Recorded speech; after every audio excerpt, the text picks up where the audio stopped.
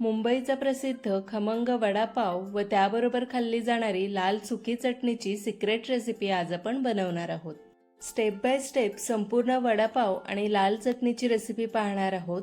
वडापाव बनवताना त्याची भाजी जी आहे म्हणजेच वडा जो आहे तो सैलसर न व्हावं त्यासाठी बटाटा कसा शिजवावा, मिश्रण कसं तयार करावं, त्याचबरोबर त्याच्यावरची जी कोटिंग असते म्हणजे बेसनचं बॅटर कसं भिजवावं, हे सर्व आपण आजच्या व्हिडिओमध्ये पाहणार आहोत. आणि त्याचबरोबर वडापाव बरोबर खाल्ली जाणारी खमंग अशी सिक्रेट सुकी लाल चटणीची रेसिपी सुद्धा बघणार आहोत. तर चला, गाडीवर मिळतो तसाच खमंग वडापाव व त्याबरोबर मिळणारी सुकी लाल चटणीची रेसिपी बनवूया. सर्वात अगोदर बेसनचं पीठ भिजवून घेऊया. एका बाउलमध्ये 1.5 कप बेसन घेतलेलं आहे. त्यातच 1 चमचा तांदळाचं पीठ घालूया. तांदळाचं पीठ घातल्यामुळे वड्याच्या वरची कोटिंग जी आहे ती थोडी कुरकुरीत होते. चवीनुसार मीठ घालूया. थोडीशी पाव चमचाभर हळद रंगासाठी घालूया. आणि 1 चमचा ओवा घ्यायचा आणि ओवा हातावर घासून मग घालायचा, म्हणजे त्याचा फ्लेवर जो आहे तो बेसनमध्ये छान येतो. आता हे सर्व साहित्य घालून विस्करच्या मदतीने थोडं मिक्स करून घेऊया. त्यानंतर आपण यात हळूहळू पाणी घालून एक स्मूथ असं बॅटर तयार करून घेणार आहोत. बॅटर एकदम घट्ट पण नसायला हवं आणि एकदम पातळ सुद्धा, मीडियम असं बॅटर तयार करून घ्यायचं आहे. वड्यावरती चांगलं बेसन बसलं पाहिजे असं घट्टसर तयार करायचं. आता आपल्याला हे बेसन तयार करताना एकदम हळूहळू थोडं थोडं पाणी घालूनच मिक्स करून घ्यायचं आहे, म्हणजे त्यात गुठळ्या होणार नाहीत. जर तुम्ही एकदम पाणी घातलं तर हे मिश्रण जे आहे ते पातळ सुद्धा होऊ शकतं, त्याचबरोबर त्यात गुठळ्या सुद्धा तयार होऊ शकतात. तर कन्सिस्टन्सी पाहू शकता अशा पद्धतीची असली पाहिजे. जास्त घट्टही नाही जास्त पातळही नाही, मी असं तयार केलेलं आहे.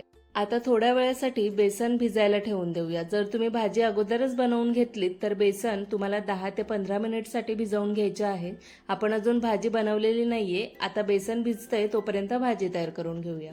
इथे मी 5 बटाटे म्हणजेच अर्धा किलो बटाटे घेतलेले आहेत. कुकरला मी हाय फ्लेमवर 2 सिट्या काढून घेतलेल्या आहेत.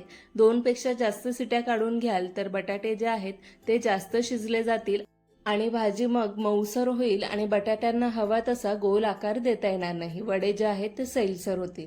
बटाटे मी हातानेच मॅश करून घेतले. एकदम बारीक असं केलं नाही, मध्ये मध्ये बारीक बारीक असे बटाट्याचे तुकडे ठेवल्याने असे मॅश करून घेतले. आता भाजीसाठी इथे आपण एक वाटण तयार करून घेऊया. मिक्सरच्या भांड्यामध्ये अर्धी मूठभर कोथिंबीर, भरपूर अशी कढीपत्त्याची पानं, अर्धा इंच आलं, एक अख्खा लसणाचा सोललेला कांदा आणि भरपूर अशा हिरव्या मिरच्या घेतलेल्या आहेत. साधारण 9-10 मिरच्या असतील, कारण तिखट व्हायला पाहिजे वडा, तरच वडा खायला मजा येते. जर तुम्ही कमी तिखट खात असाल तर कमी मिरच्या घाला. त्यानंतर 1 चमचा जिरे आणि चवीनुसार मीठ घालून पाणी न घालता वाटून घेऊया. असं ओबडधोबड वाटून घ्यायचं, एकदम बारीक करायचं नाही. तर अशा पद्धतीचं वाटण असलं पाहिजे. आता फोडणी देऊन घेऊया. त्यासाठी कढईमध्ये साधारण 2 ते 3 चमचे तेल घालायचं. तुमच्या आवडीनुसार तुम्हाला किती तेल हवंय तेवढं. तेल कडकडीत गरम झालं की त्यात घालूया 1 चमचा राई. राई चांगली तडतडू द्यायची. त्यानंतर आपण तयार केलेलं जे वाटण आहे ते घालूया आणि हे वाटण कमी गॅसवर साधारण 1 मिनिटसाठी चांगलं परतून घेऊया. तर इथे आपण जिरे वाटताना घातलेलं, त्यामुळे तेलावर फोडणीला नाही घातलेलं आहे. हे वाटण 1 ते 2 मिनिटसाठी तेलावर चांगलं परतून झालं की त्यात घालूया पाव चमचा हळद रंगासाठी आणि मिक्स करून घेऊया. हळद मिक्स करून झाली की लगेचच आपल्याला इथे मॅश केलेला बटाटा घालायचा आहे. बटाटा मी एकदम बारीक असा मॅश केलेला नाहीये, त्यात छोटे छोटे बटाट्याचे तुकडे ठेवलेले आहेत. त्याने बटाटा वडा खायला खूप चविष्ट लागतो. ह्या मसाल्यामध्ये हा बटाटा छान मिक्स करून घेऊया. साधारण 3 ते 4 मिनिटसाठी कमी गॅसवर हा बटाटा चांगला परतून घेऊया. भाजीसाठी हिरवं वाटण तयार केलं, त्यातच मी मीठ घातलं चवीनुसार. त्याने काय होतं, बटाट्यामध्ये मीठ जे आहे ते चांगलं आतपर्यंत मिक्स होतं. जर तुम्ही वरून घालायचं तर घालू शकता, पण वाटणामध्ये घातलं तर छान बटाट्यामध्ये आतपर्यंत मीठ जे आहे ते मुरतं आणि मग भाजी मस्त चविष्ट तयार होते. आता शेवटला मी बटाटा चांगला परतून झाल्यानंतर 1 चमचा भाजलेले अख्खे दाणे घेतले आणि ते थोड्या हातावर घासले आणि मग यात घातले. त्याचबरोबर हिंग मी फोडणीला घालायचं विसरून गेलेली, त्यामुळे मी इथे शेवटला घालते. काहीच प्रॉब्लेम नाहीये, त्याचा फ्लेवर जो आहे तो चांगला याच्यामध्ये येईल. तर शेवटला मी पाव चमचा हिंग घातला. तुम्ही फोडणीमध्येच घाला. हिंग आणि अख्खे दाणे मी मिक्स करून घेतले आणि हे मिश्रण पूर्णपणे थंड करून घेतलं. थंड झाल्यानंतर आपल्याला जितके मोठे वडे हवेत तितके मोठे असे गोल करून घ्यायचे.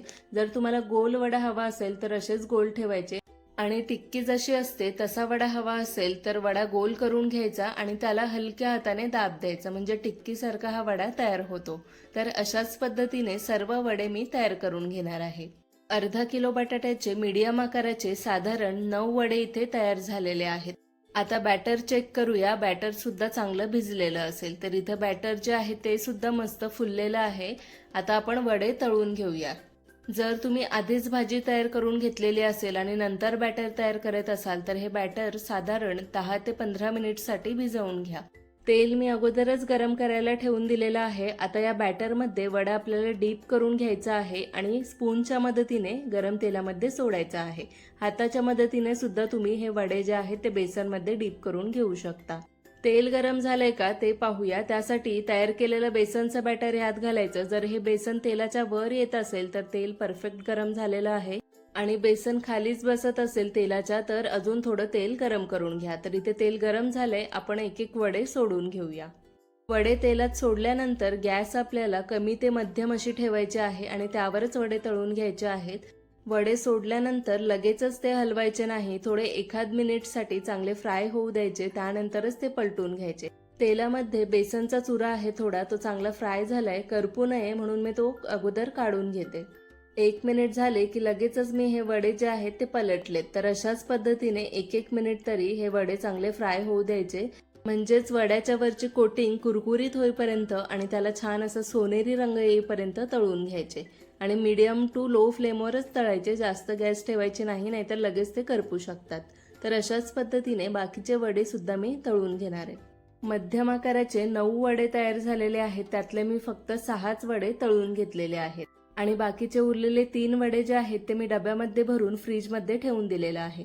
तर तुम्ही अशा पद्धतीने वडे तयार करून बटाट्याचे फ्रीजमध्ये ठेवू शकता आणि हवे तेव्हा बेसनमध्ये डीप करून तळून घेऊ शकता. म्हणजे साधारण असे वडे तयार करून तुम्ही 3 दिवस तरी ठेवू शकता फ्रीजमध्ये. आता वडे तळून झाल्यानंतर मी चटणीसाठी ह्या बेसनचा चुरा तयार करून घेणार आहे. तर चमच्याच्या मदतीने तेलामध्ये मी बेसन असं सोडून घेतलं. हा चुरा आपल्याला सोनेरी रंगाचा आणि कुरकुरीत होईपर्यंत तळून घ्यायचा आहे. तर इथे मस्त सोनेरी रंगाचा चुरा तयार केलाय. अशाच पद्धतीने थोडा चटणीसाठी चुरा मी इथे तयार करून घेते. त्यानंतर वडापाव बरोबर खाण्यासाठी इथे मी काही हिरव्या मिरच्या घेतलेल्या आहेत. त्याला मधून कट मारलेला आहे. अख्ख्या घालायच्या नाही, नाहीतर तेलात फुटतील. आणि त्यांना सुद्धा हलका रंग बदलेपर्यंत फ्राय करून घ्यायचं. तुम्हाला हवं तर यात थोडं मीठ घालू शकता. मी मीठ घालणार नाहीये. गरम गरम असतानाच मीठ लावा त्या मिरच्यांना, म्हणजे चांगलं मिरच्यांना मीठ लागतं. इथे मी मला हवेत तेवढे 6 वडे तयार करून घेतलेले आहेत आणि बेसनचा थोडा चुरा तयार केलेला आहे. त्यापासून आपण सिक्रेट अशी वडापाव बरोबर खाल्ली जाणारी लाल चटणी तयार करूया. तर जेवढा चुरा तयार केलाय तो मिक्सरच्या भांड्यामध्ये घालूया. 1 छोटा चमचा जिरे घालूया. 7 ते 8 लसणाच्या पाकळ्या साली सकट घातलेल्या आहेत आणि 1 चमचा घरगुती मसाला घातलाय. त्याने रंग येईल आपल्या चटणीला आणि चवीनुसार मीठ. आता हे सर्व पदार्थ मिक्सरला वाटून घेऊया आणि मस्त आपली वडापाव बरोबर खाल्ली जाणारी लाल सुकी चटणी तयार. गाडीवरचा वडापाव जेव्हा तुम्ही खाता त्याबरोबर लाल चटणी दिली जाते. हीच ती लाल चटणी आहे आणि सेम चव जी आहे ती तशीच लागते. लाल चटणी इथे तयार झालेली आहे. हिरवी चटणी मी अगोदरच तयार करून घेतली. यात मी घातले कोथिंबीर, हिरवी मिरची, थोडं आलं, लसणाच्या पाकळ्या, काळं मीठ आणि लिंबाचा रस हे सर्व घालून मी बारीक वाटून घेतले. हिरवी चटणी सुद्धा तयार आहे. आता इथे वडापाव खाण्यासाठी तयार करून घेऊया. इथे मी पाव घेतले. पाव मधून कापलं. त्याच्यावरून जी हिरवी चटणी तयार केली ती थोडी लावायची, तुम्हाला किती हवी तेवढी. आणि लाल चटणी तयार केली ती सुद्धा थोडी थोडी घालायची आणि वडा. तर अशा पद्धतीने आपला मस्त गरम गरम असा वडापाव तयार झालेला आहे. गाडीवर जो वडापाव मिळतो त्याची चव तर भन्नाटच असते, पण पावसाळ्यामध्ये वडापाव जास्त संपत नाही पावसामुळे. त्यामुळे तेच तेल वापरलं जातं. ते आपल्या शरीरासाठी चांगलं नसतं. त्यामुळे घरच्या घरी तुम्ही अशा पद्धतीने गरम गरम वडापाव तयार करून खाऊ शकता. दुसऱ्या पावला सुद्धा मी असंच मधून कापून घेतलं आणि मग त्याला हिरवी चटणी लावली, थोडी लाल चटणी घातली आणि आपण जो बेसनचा चुरा बनवलेला बारीक बारीक चुरा होता तो मी घातला आणि त्याच्यावरून वडा ठेवला. अशा 2 पद्धतींनी वडापाव खाऊ शकता. तर अशा पद्धतीने इथे मस्त गरमागरम घरगुती वडापाव तयार झालेला आहे. बाहेर तुम्ही एक वडापाव खाल्लात की मन आणि पोट दोन्हीही भरत नाही. त्यामुळे घरच्या घरी तुम्ही कमी खर्चामध्ये भरपूर असे वडापाव तयार करून खाऊ शकता. गरमागरम वडापाव व त्याबरोबर मिळणारी लाल सुक्या चटणीची रेसिपी तुम्हाला कशी वाटली कमेंट करून नक्की कळवा आणि पावसाळ्यामध्ये मस्त गरम गरम बनवून पोटभर खा. रेसिपी आवडली असेल तर सबस्क्राईब करा. भेटूया पुढच्या नवीन व्हिडिओसोबत एका नवीन रेसिपीसोबत.